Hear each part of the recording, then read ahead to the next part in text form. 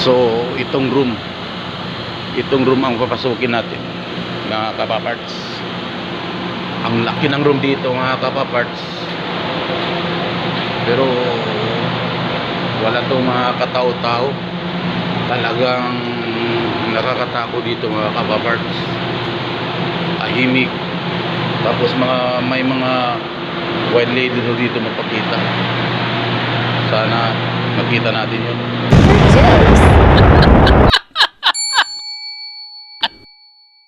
Mga kapaparts, umuulan dito. So may mga haka-haka pag umuulan daw, may magpakita daw dito ng white lady. So punta natin yung isang room na kung saan may nagsabi na palagi daw magpakita yung white lady. So itong room ang papasukin natin, mga kapaparts. Ang laki ng room dito, mga kapaparts, pero wala tong mga katao-tao. Talagang nakakatakot dito, mga kapaparts. Tahimik, tapos may mga white lady dito magpakita. Sana makita natin yun. Ayun. Hindi man white lady, red lady man to. Ang tagabantay dito. Nasaan yung white lady? Walang white lady ngayon? Sulok lang. Ayan sa sulok. Yun ang partner ng white lady dito. So kaya pala yung white lady na palagi magpakita sa'yo, kasi sa bigote pa lang attractive talaga sa mga white lady.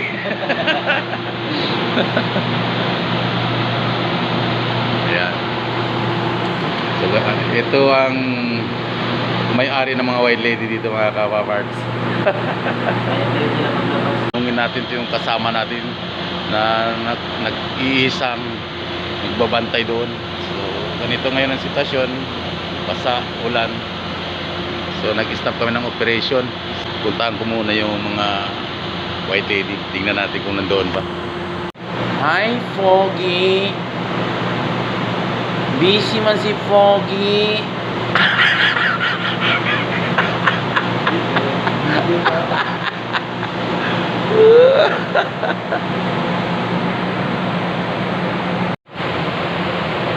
Kawapart, busy yan.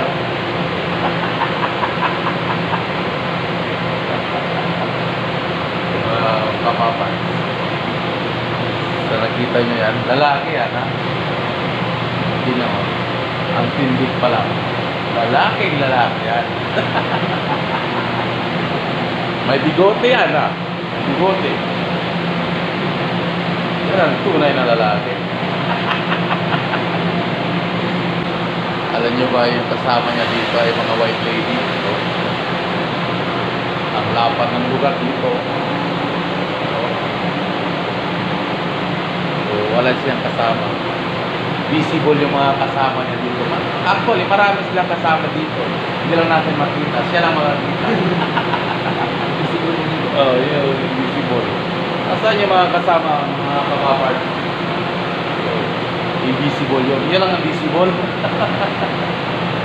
Pero actually dito, ang history kasi dito nagpapakita yung mga white lady sa lapan ng lugar dito. Mga may makikita dyan, white lady. Pero ngayon, ayaw magpakita kasi takot. Kasi nandito. Takot sila sa akin. Pero pag ito lang dito nakatambay, palagi nagpakita sa kanya ang white lady. Kasi nakuha po naman dito. Sigurado talaga, lapitot talaga ng mga white lady. Kaya hinahanap ko yung white lady, baka makita dito. Parang wala man. Tingnan natin dito sa kabila. Ay, mga white lady dito. Ayan. Ayan. Kaya ako personal talaga nagpunta dito. para mag-witness sana kung nasaan yung white lady na sinasabi nila. Minsan kasi ito magdala ito po apat na po. Nagtaka nga ako kapag apat na mag-isa lang siya dito. Kasi raw marami daw silang kasama dito mga white lady. So, mga kapaparts, wala tayong swerte ngayon. Hindi natin naabutan yung white lady. So, wala oh. Kahit anong anggulo ang punta natin mga kapaparts, wala talaga oh. Sa kanya lang talaga itong white lady magpakita. Takot yung white lady ata sa akin ah. So, maulan dito ngayon mga kapapart sa labas. Kaya nandito na kami nakatambay sa powerhouse. Ito kasi nalabas na dito. Nag-umala dito sa powerhouse. Ayan. Ito mga kapapart. Baka may white lady ah.